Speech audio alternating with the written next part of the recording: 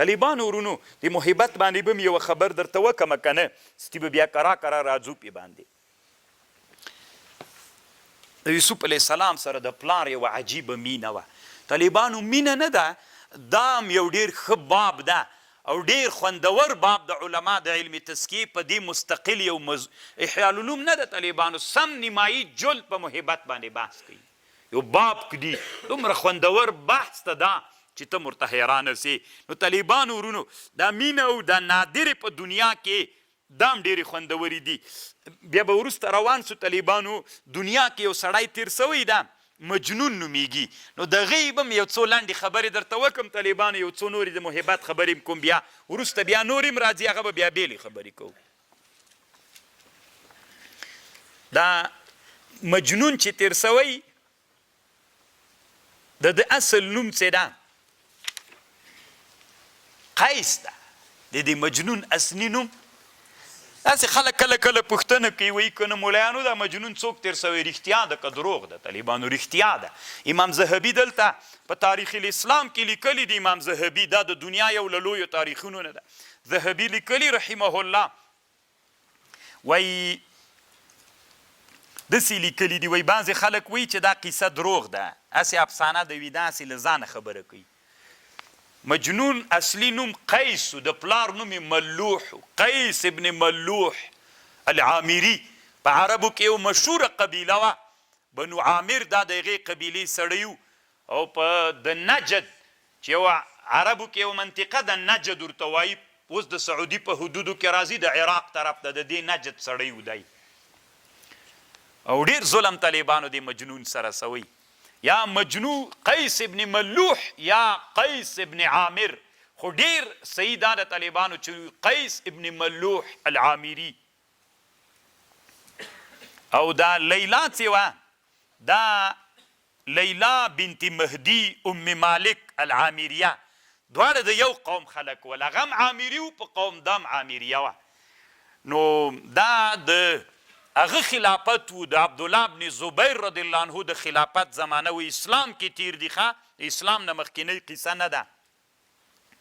د دوی دا مینه څنګه پیدا سوله وی داسې و چې دا لیلا ډېره هوښیاره وله دا لیلا ډېره هوښیاره نجلۍ وه وړه وله نو دا میږې به یې څڅرولې نو دا واړه ماشومان به ورته راټول ول او نقلونه او کیسې به یې کولې نو مجنون ته به یې ډېر خوند ورکاوه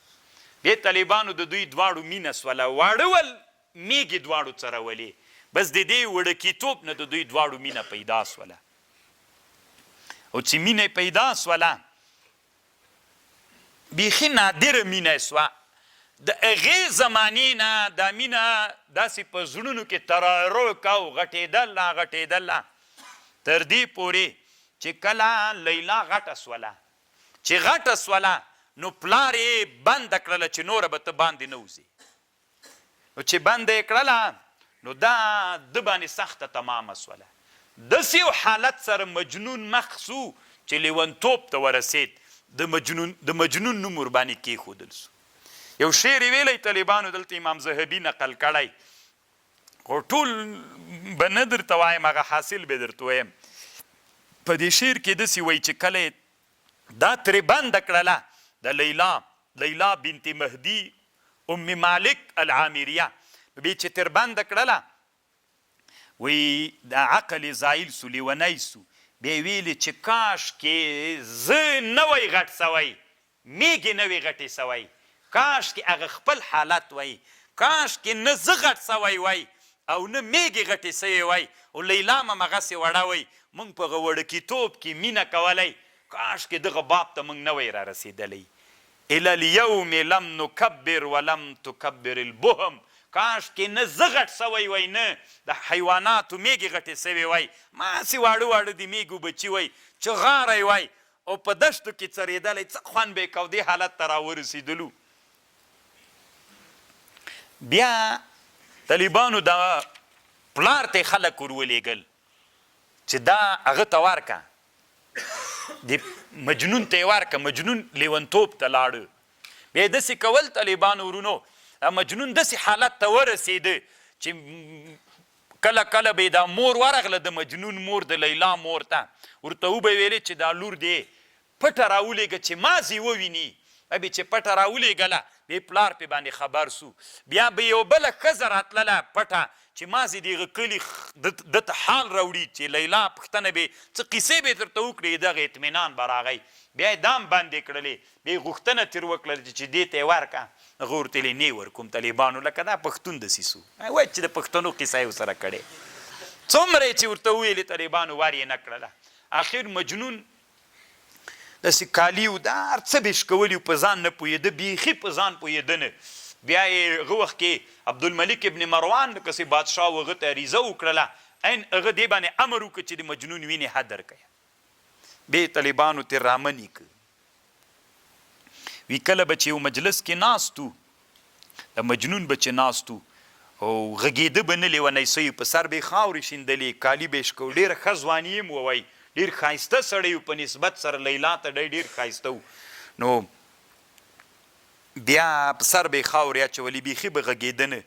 خو که غوښتل به دې چې وغږېږي چې لیلا به دې ورته یاده کړه طالبانو بېرته به عقل راغی خبرو باندې به یې شروع وکړله غږېده به در سره غږېده چې څه پوښتنې به تېر کولې خو چې دغسې به دې خبرې ورسره کولې لیلا به دې نه وه یاده کړې بیخي غږېده نه بیا طالبانو ورونو چې دا لیونتوب ډېر هغه سو د قوم مشران راغلل دا خبره په ټول جزیرة العرب کې خپره سوله دا د مینې څپه لاړله ښځو انسانانو خلک خبر سول نو بیا د قوم یې راغی ډېرې زارې پلار ته وکړلې نه یې ورکوم ځکه د ما به نوم داسې هغسي چې معشوق ته یې څوک عاشق ته یې لور ورکړله عین طالبانو یې موږ جاهلیت ده که نه دې ټولنه کې هم طالبانو هم داسې ده که نه بیا یې طالبانو ورونو قوم ورته راجګ سو بیا یې ورته ویلې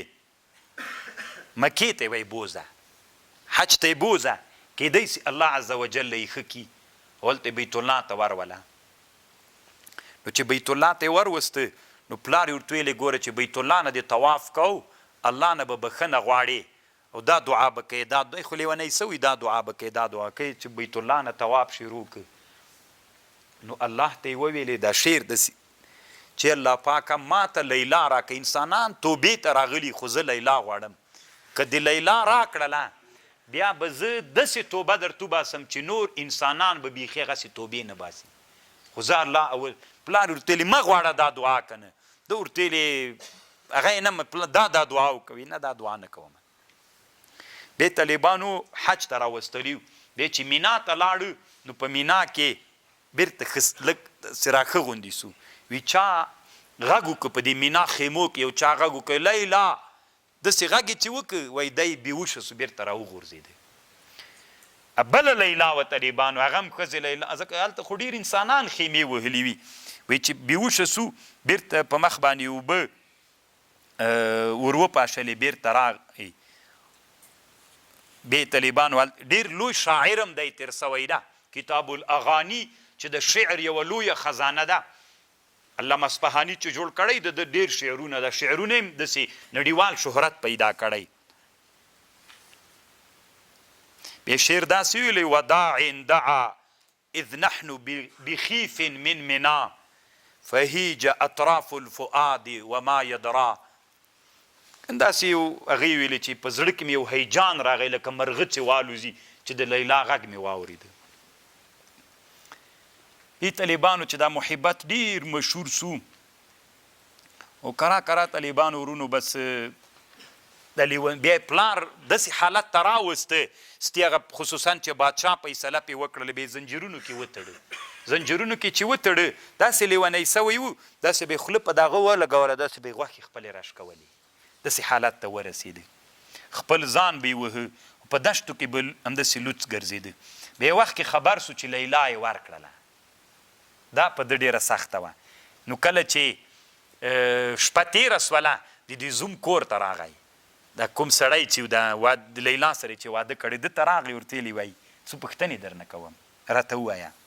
وی لیلا سره دې واده وکړو ده هغې ورته ویلی و نو وی څه پوښتنې تېر کړي یا زه مناسبې نه بلم طالبه او یوه خبرې دا ده وی د لیلا زلفې دې مسه کړلې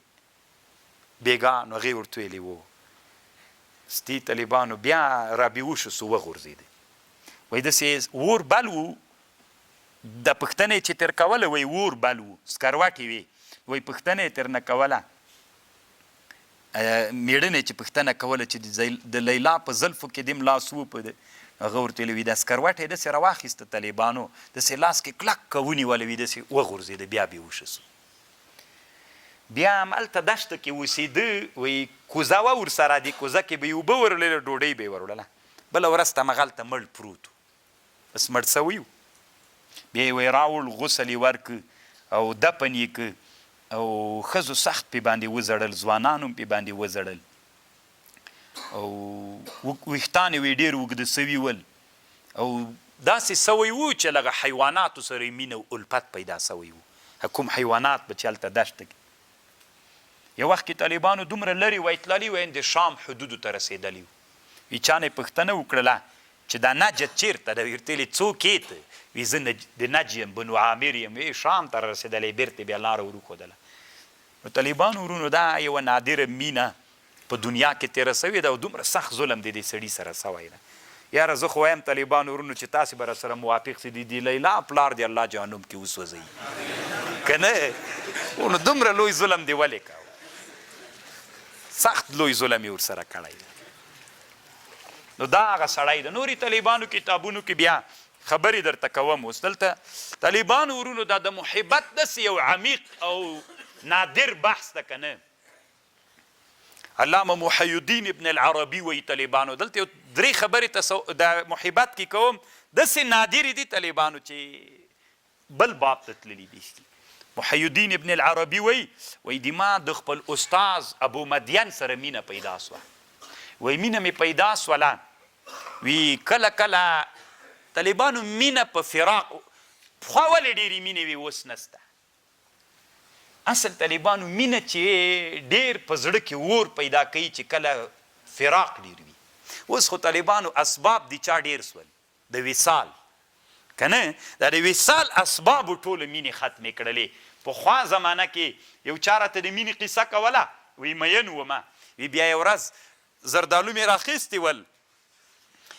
وی را روان ومه نو چې له دې خوا نه یوه ډله ښځې را روانې دي وی دا د ما معشوقه هم پکې وله وی چې ومې لیدله دا سړی به نه یادوم که یاد کم ډېر به یې وپېژنئ نو خو مینه خو طالبانو ما نه چا پوښتنه وکړله مینه خو طالبانو دا یو اصل د باید وسي خو شرعي چوکاټ کوو وی داسې را روان و ښځې یوه ډله را روانه وه چې د ما معشوقه هم پکې راغله نو ما ویلې اوس که نه دومره ډېر وخت پخوا وخت وایي غږېدی چېرته سوې نو داسې چې تېرېدلو نو زه خو یې داسې ورخطا سوم بیخي په ځان د معشوقې مې دومره غوږ کې راته ویلې چې بېرته راتاو سه د زردالو وشینده موږ به یې درسره راټولو همدومره وخت کې به هم بس کار وسي نو چې تېر را بېر سولو سره زه بېرته راتاو سومه بېرته داسې لاړلم ښځې خو که راځي نو چې له اخوا نه بېرته را روان سوم د زردالو داسې لکه چې رانه تویې سول ټول ما خو وشیندل که نه تویې سول نو ښځې راغه سولې راټولولې را سره زه خپلې معشوقې سره یو څو خبرې مې ورسره وکړې دا هم طالبانو ډېره لویه بادشاهي وله نو مینه څه ده چې ډېر دوام کوي چې وصال نه وي پکې کله چې وصال ډېر وي طالبه ځکه خلک وایي پخوا ولې داسې مینې وي اوس نسته ده اصل علت یې دا پخوا موبایل نه و ځکه طالبانو مینه څوک کوو ابن العربي وایي د ما د خپل استاز ابو مدین سره مینه پیدا سوله خو طالبانو د استاد سره وصال نه و چې نه و وایي کله کله به دا مینه څه د طالبانو د ابو مدین مینه به ماته متصوره سوه متجسده به سوله مینې نه به جسد جوړ سو دا طالبانو وراء العقل خبر ده په مینه کې مینې نه به څوک جوړ سو جسد به جوړ سو د ابو مدین ماته به طالبانو خطاب کو دا مینې به ماته خطاب کو لقد تجسد لي مرة حب لشيخ ابي مدين فكنت لا اقدر وای دا مینه څه ده د ما د استاز مینه دا متجسده سوله ماته ګوره عرض د مینه ماته جسد سوله وی خبرې راته کولې وی ما له شرمه ورته کتی نه سول ورته کتلی مې نه سول خو غوږ مې داسې ورته نیولی په خبرو یې پوهېدلم وی دا مینه داسې راباندې غالبه سوله څو ورځې مې بیخي خوراک نه کو وی چې کله به وږی سوم چې ډوډۍ دسترخوان ته به کېناستلم دا د ابو مدین مینه به راغله طالبانو راته وبدرېدله نو همغې به زه مول کړم. ابن عربي وی دومره چاق سوم که نه چې ته ورته حیرانه سي په دغه موده کې چې ما خوراک نه کو خوراک مې ابو مدین هغه محبت چې ما ته متجسد سو ما ته یې کتل دا هم نو بیخي ډېره نادره مینه ده. داسې حالت ته سړی رسیږي. او یوه دا د طالبانو ورونو و یو ورځ مجنون را غورځېدلی و. مجنون څه ده وایي دا غورځېدلی و دومره حرارت یې په زړه راغلی و لکه د موټر انجن چې ګرم سي داسې حرارت یې په زړه راغلی و سټي اور اخیسته. طوفان نوح عند نوحتك أدمعي